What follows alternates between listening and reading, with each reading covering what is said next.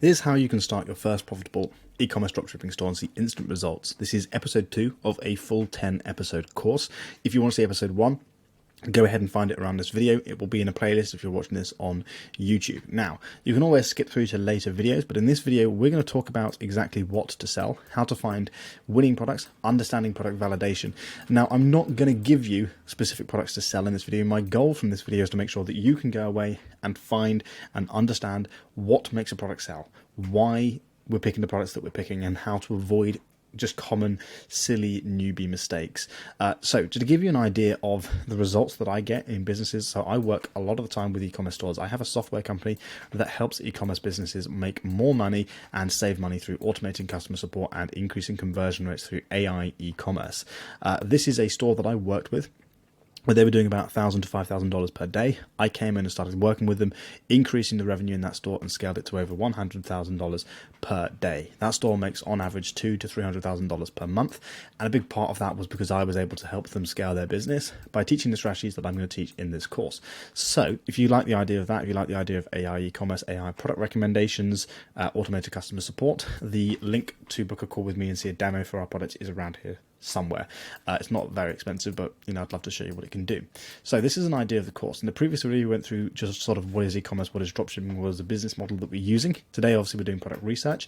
You can pause these, but basically in a later stage, in episode 4, we're going to actually build a store together. I'm going to talk to you about infrastructure, how to market a product, advanced marketing walkthrough, and making the most of sales, conversion rate optimization, how to scale, find and fulfill products, and then obviously a case study at the end of it. So let's get started with exactly what products to sell. Here's the first mistake that you should not make, and that is focusing on quick cash and low profits for short-term gain, right? And this is what most people do, and especially because we're using the dropshipping model. My goal from this course is to basically pull you away from quick cash, because despite what random idiots on the YouTube space have told you about dropshipping, it's very difficult to make money very, very quickly with e-commerce. Now, you can make money, you can make a lot of money, but you have to do it properly. So please make sure that you do what I say in this course.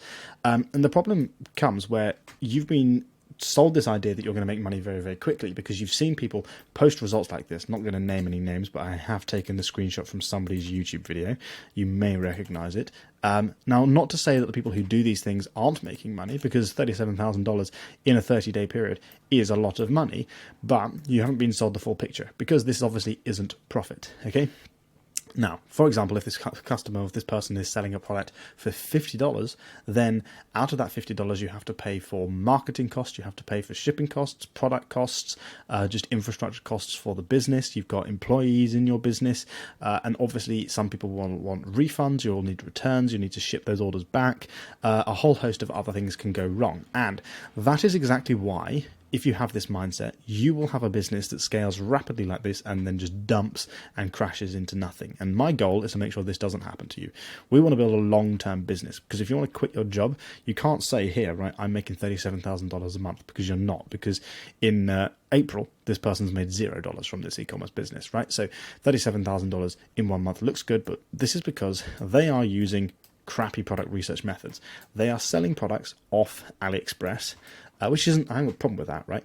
Finding products from China that we ship from China is the model that we're going to be using. But finding products that other people sell just because other people are seeing results isn't the way to go, because you're basically competing on price. You're competing on a shit product on price on TikTok with thousands or hundreds of thousands of other people.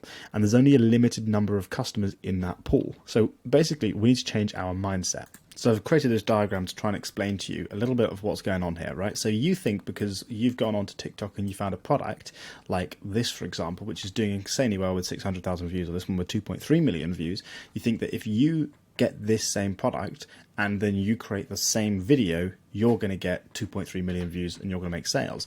And then maybe you convince yourself that maybe the first few videos won't get views and one of them will get loads of views, and then you'll be rich and you'll make loads of money and you'll be fine.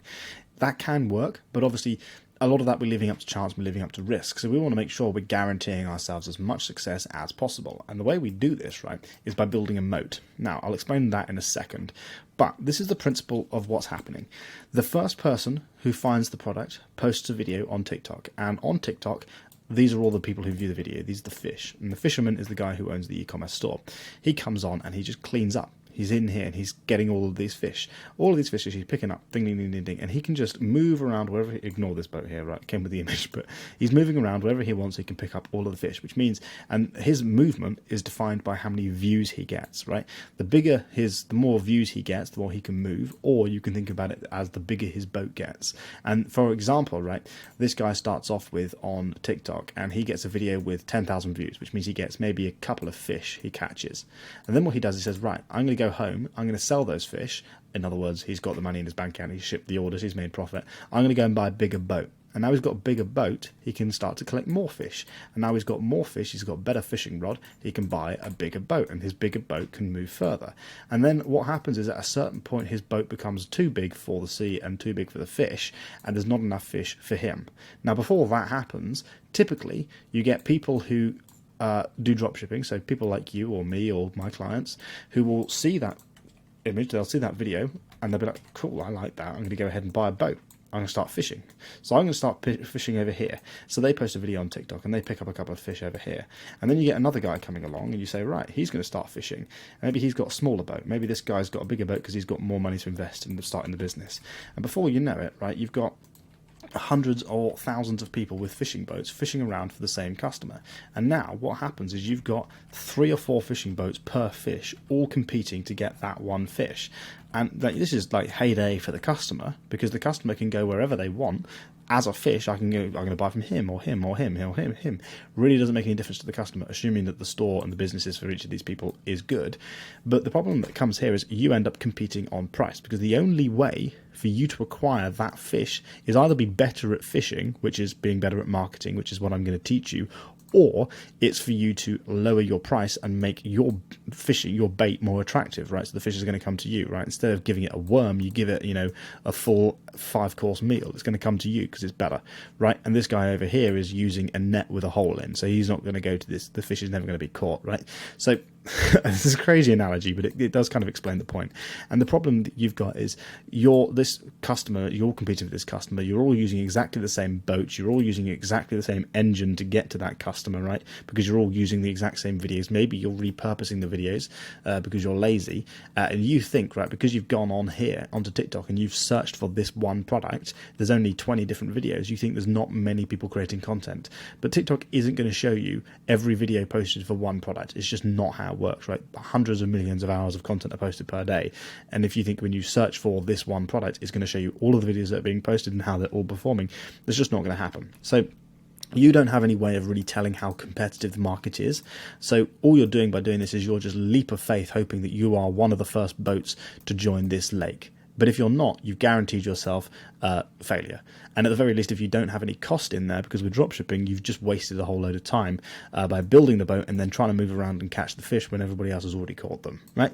And for example, right, if you're looking at this product's been sold before, this has been sold before, this has been sold before, this has been sold before, this has been sold before.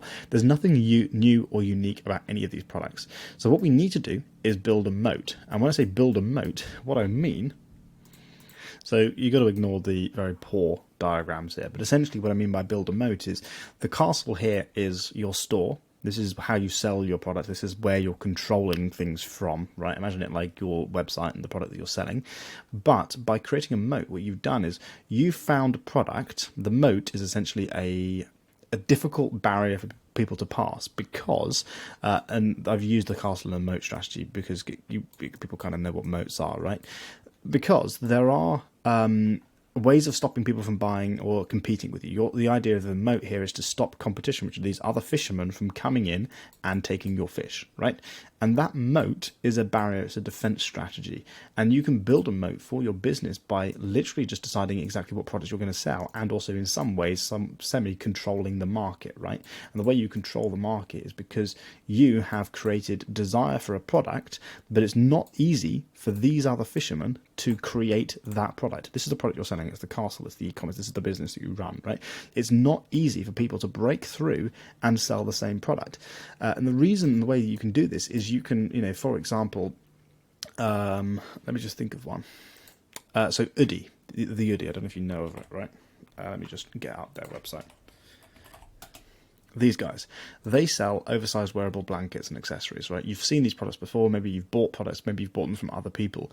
Now, these guys have built a moat. And the way they've built a moat is they've added things that other people can't do. So your average dropshipper, your average e-commerce guy, your average business owner who just wants to start a little side hustle won't go and create partnerships with big brands like Disney or Hello Kitty, whatever these ones are, right?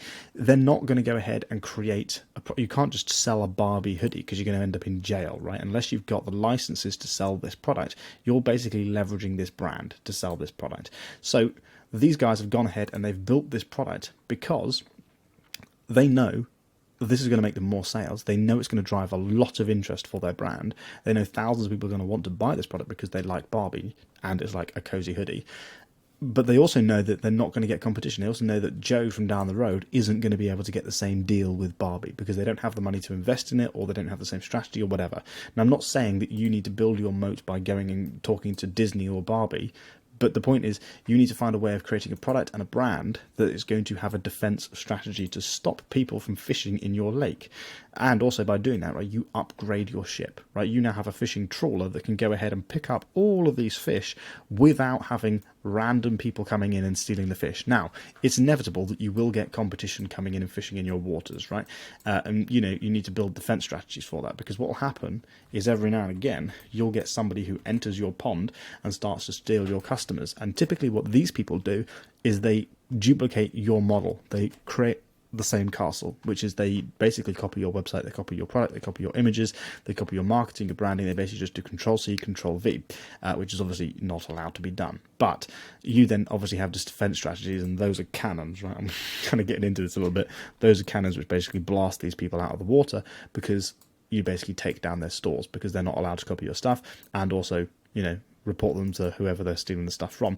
And basically that means that you can now defend against these people coming in. Now, obviously, you can break through this moat. It's not, you know, impenetrable. Somebody who has got a lot of money can come in and they can compete. They can get investors. They can, you know, set up the work. They can do the stuff to build the difference, you know, the stuff that's going to hold your product apart from your competition.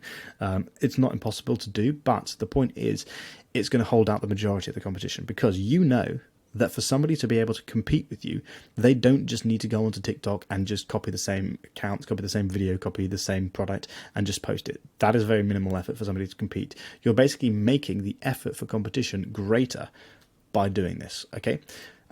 So for example, this moat doesn't have to be just the product, okay? And the easiest way to build a moat is to spend more time on marketing and building a store or a website that's going to sell a product better. Let me show you this with an example. And this basically means you've got to move away from this idea of quick cash and short term, right? So if you're sitting here saying, I'm going to build a store today and I'm going to set up ads tomorrow, fair enough. But what you want to be doing is setting yourself up for success, building a large profit, less competition and long term, right? So this model here, the strategy is essentially, if I build a store and I test 100 different products, one of them will make me $30,000, right? You don't know how many products this guy tested to get this result. But if I sell 100 products and I've put 1,000, 2,000 videos out, I could get something that hits and I could make $37,000.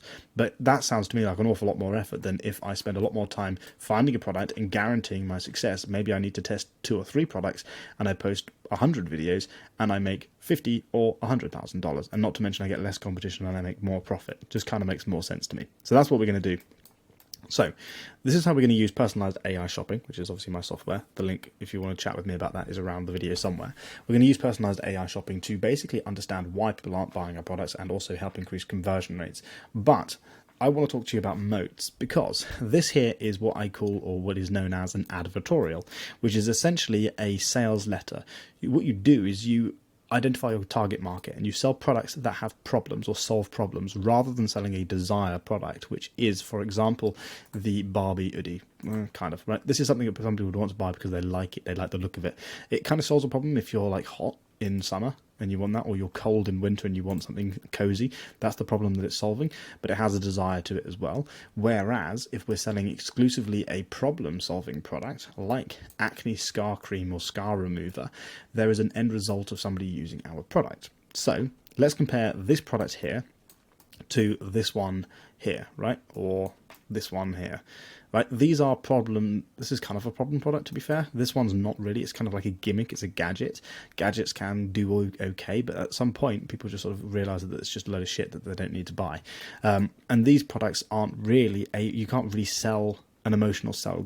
You can't tie this to anything. You can't tie this to a problem or a frustration. So we'll go through sort of understanding product and customer buying behavior in another video. But essentially what we're trying to do here is we're trying to say the reason somebody's buying a product most likely is because it causes a problem, right? Why did I buy this water bottle? Because I need to put water in it because I get thirsty and I want something that, this looks cool. So whatever, right? That's kind of a want desire product. What we're really looking for is a need product, right? For example, this microphone, okay? I need this microphone to record videos. If I don't have a good microphone, you're not going to watch this video because it's going to have bad audio quality. I know that by using this microphone, I've solved a problem and a frustration for both me, my customers, and my clients because they don't like bad audio. And as a result of that, I make more money for my business because I can produce better quality content. I can get more people buying my software. So when somebody puts this product in front of me and they say, this product solves all of your problems, it's high quality, it's from a reputable brand, and it's going to arrive on time, we've got a warranty, all of those different things, I know I'm going to buy from them rather than buying a cheapy microphone for 20 quid off Amazon, because I know that this one for £100 is going to last me longer and I've got a better service. And that is the definition of building a moat, right? If I compare this product here to, I appreciate we're getting a bit dynamic now, but if I compare this microphone, which cost over £100, to this microphone here, which is just like a plug-in, you can talk through it, cheapy thing, which cost £20 off Amazon, this product here is better. This product's going to perform better. I can compare them, but the difference between these two products is this one was made in China by some random person. Somebody put their branding on it, but they shipped it to Amazon, and then Amazon shipped it out to me, right? Anybody can do that. Anybody can go ahead and buy this product off AliExpress. They can buy this product from the supplier and they can sell the same product. But this was custom designed by Sennheiser. They built the product, they designed it, they tailored it, they built very high quality. It's made exclusively of metal. It's got a good profile, all of these other things, right? This is much harder to do because it's inherently going to perform better than this product because the time and effort and money that's put into building it and making it a better product. That is building a moat. On top of that, because they know their product's good and they know that their customers who buy it are going to get good results from it, they can offer a warranty and a guarantee. So for example, I think this has like a 1 year or 2 year warranty, which means if it breaks in the next year, I can send it back and get a new one for free, right? If this thing breaks for 20 quid, which I've gone through about 3 of these already in the last sort of year or so, if one of these breaks, I've got to buy another one, right? So every single time I buy this product, I have to spend it again. So I spent 20, 30, 40, 50, 60, $100 very, very quickly just for a crappy product. Whereas if I buy, it says buy right, buy once sort of thing, right? So that's the idea of building a moat. Now, there are ways to build a moat. You don't necessarily need to design your own product like these guys. But the other way of building a moat is by spending more time on your sales process. So let's say, for example, we are going to sell a common product, which is, I've got an image of it somewhere here, right? Acne patch. Let's say we're going to sell an acne patch. You can buy these off AliExpress, right? What most people would do is they would come to Shopify. They would build a very, very basic product page like this. They would still just copy the images off AliExpress, put them on here, build, and maybe sometimes even copy the description of AliExpress, list a load of features, and then basically run traffic to this page. And the problem with that is you've got a very bad looking product and you've spent no time on this at all. Just because you can build a page like this in 10 minutes doesn't mean you should. By building a moat, what we've done is we've spent time researching the pain points of a customer. And this kind of comes into conversion rate a little bit more, but essentially what we're doing here is we're saying, right, the customer who wants this product, we've chosen here, right, natural solutions and remedies to acne scars. So we know that somebody is looking for a solution to a problem and they want a natural solution. These are all the things that they could have tried. These are all the other things they could have tried. And the idea is they read through this advertorial, and it's longer than this. I've just taken a couple of screenshots, right? But the point is they read through this, and as they read through it, they can relate to the problems. You're agitating those problems, you're stirring those things up, you're relating to them saying, look, you may have tried this cream, you may have tried this cream, this one didn't work, this one caused it to get worse. All of these different problems happened, and then I started to realize that actually if I just combine these different ingredients, suddenly it will work. Go ahead and buy my product, right? Now somebody is much more inclined to buy your product because you spent more time convincing them. But also, right, Joe Blogs from down the road who spent 5 minutes copying this guy is not going to be able to compete with you because he does not have A, the skill, or B, the time or effort to be able to go ahead and build this advertorial. So that is essentially part of what I said earlier, which is down here, building a moat for the product. Now, there are other parts and other bits and things that you can do. So, right, with that in mind, I've kind of waffled about that for a while. How can we actually find products to sell? Here's what we do. I recommend you find problem products and you build a niche store. And the way that I usually recommend people do this is they basically, you can either brainstorm it or you can talk to ChatGPT, right? And I just did this quick example. I said to ChatGPT, what are 10 common problems that people have in their life that cause them difficulties with their day-to-day life? So, for example, if people have a sleep disorder or they lose sleep, I'm really bad at getting sleep, I don't get enough sleep, and it really affects my day and my performance. So as a result of not getting good sleep, I have a worse day, I'm in a worse mood, I make less money from my business because I can't work. All of these problems, it causes health difficulties and all of that. So if I can solve that problem, my life gets significantly better. And the reason we focus on these things is because they're already built up in people's minds. It's easy for them to understand they've got this problem. A sleep disorder is something that I know I struggle with, right? So if I know that's a problem that I have, I'm thinking about it daily. And then if you put a product in front of me that can solve that problem, right? Here's a very simple example, right? This eye mask. I wear this eye mask when I sleep, right? It makes my sleep quality probably about 50% better because it blocks out the light. That's easy for me. It costs $20, $30 for an eye mask. I'm going to use that because it makes my sleep quality better. It solves that problem. The marketer, the people who designed that product, went out and they looked for people who already had a problem and they found a product to solve that problem. Now, you can look into this more and there are other different product solutions, right? For example, when you look into it, you can actually look at what search terms people are looking for. For example, sleep trackers, sound machines, light therapy for sleep disorder statistics, right? These are, you don't necessarily know the search volume for these yet, but these are giving you ideas that people are actually searching for insomnia relief products. And as we are getting these ideas, we are starting to realize that there are products out there where people are actively searching for a product to solve a problem. So all we need to do now is say, right, understand the marketing first, and then attach a product to that marketing. Okay, so here's an example, right? We're going back to the acne skincare thing. We know that, this is very confusing, we know that people want results, they want to solve acne, and they want a natural solution. Okay, we know that's a problem, so we've done a load of research, we've built an advertorial for it, right? We've done the research to build the advertorial. Let's just see if there's enough search volume, enough interest. So you can go on to Google Ads, for example, create a free account, just search Google Ads on Google. Not very difficult. If you go to their keyword searcher tool, you can put in keywords like acne skin, bad skin, scar, clear skin, right? And it's going to give you the search volume. And this is like, I think I've done this for the United States, the search volume for each one of these products, the competition for each one of these search terms. So acne, low competition, 40,000 searches per month. Now, okay, acne probably is actually fairly high competition, but it is lower competition than other keywords, right? But more importantly, we're keying in here. If 40,000 people are searching for acne per month, that's 40,000 potential customers per month that we can reach just for that one keyword.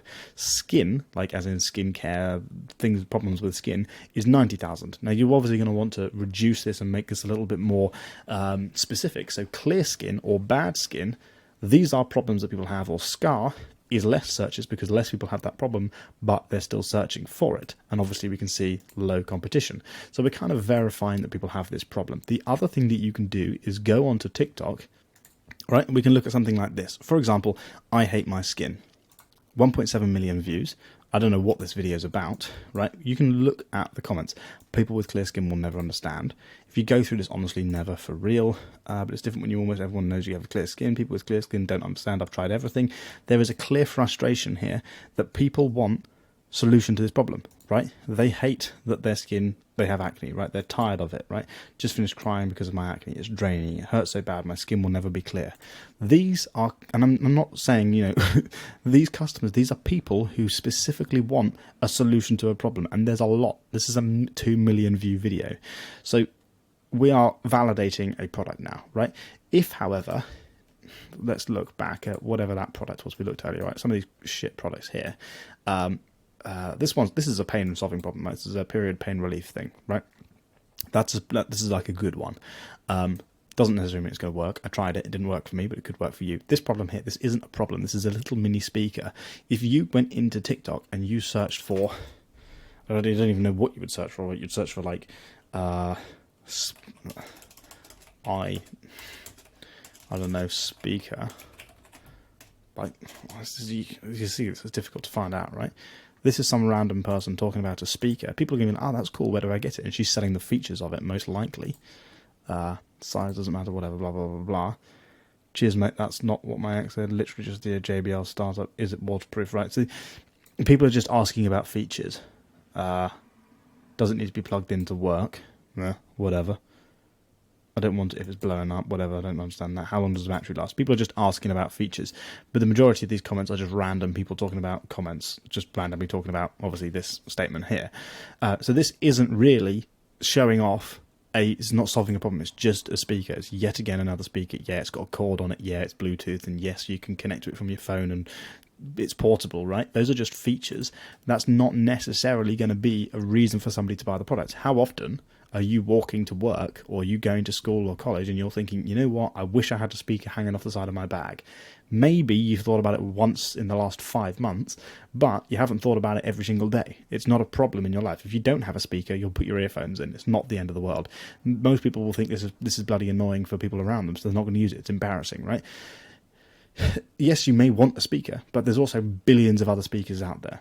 So there's no reason for you to go ahead and buy this product over, an established brand. So if you can, for example, if we go back to the bad skin one, I hate my skin. If what you can do is create a product and you can create marketing which proves to these customers that your product can solve their problem, then they're going to buy from you. That is it. That is the one thing that you need to do. So this is what I'm saying. If we can take one thing away from this video, let's go back to the introduction here, right? At the start of this video I said, how can we find a winning product to sell and understanding product validation and testing, right? All we need to do, step one, if you learn anything in this video, you need to start with market research, okay? It's the boring term, but you need to bloody well do it. Go on to TikTok and just list out a load of problems, right? We'll do it again. We'll do another live example here. Let's go onto this and we'll search for I can't sleep. Oh, here we go. Can't sleep. Right, let's see what this guy's got to say. Don't know, some random shit. I have to go to sleep. And we're all here because we've got school break. Guys, I'll update you tomorrow, brother. This hasn't woken up since. Okay, this is obviously a joke video. Okay. I hate insomnia. Okay, let me just find something. Okay, this person. What about chronic insomnia? Can you fix it without meds? Right? These are all selling points for insomnia. This is the easiest way of doing product research. Get out a notepad, right, and just write down problems that people have. This guy, if I get insomnia, I just pull an all-nighter, not dealing with that madness, right? This person's here, chronic insomnia, can you fix it without meds? That's the selling point. If you can find a product or a way to help people without medication, you're onto a winner. I'm on melatonin and magnesium, but still wake up every 1 hour every day, been 4 months. Okay, that's another thing that you can sell. So selling points, this product didn't work. So when you're creating an advertorial, you say, look, if you've tried medication, it doesn't work. If you've tried taking melatonin and magnesium and it doesn't work, our product's going to help you. Here's how, case studies, proof, social proof, all of that stuff. Worst here, so if you've been waking up at night and then you've heard birds outside and you know that you've got to get to work and you're not going to be able to perform because you're tired, this product's going to help you. Let's see if I can find another example. I suffered from sleeping issues for a very long time. After I started doing all of these things, I suggested first sleep within 20 minutes, right? So that could be a testimonial that you put on your website, right? If you're selling the product that this guy's recommending and you put it onto your website, excellent. There you go, problem solved. You're now selling a product because you're solving a problem. So what I'm saying here is we do the market research, we find out problems, then what we do is we list agitations, which is what I just went through. Those sort of things are agitations. An agitation of mine is I can't spell. Then what we do is we create, you know what, okay, list product ideas.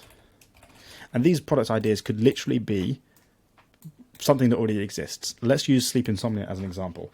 Sleep insomnia, big problem. People can't sleep. So, sell an eye mask, right? Here's another eye mask.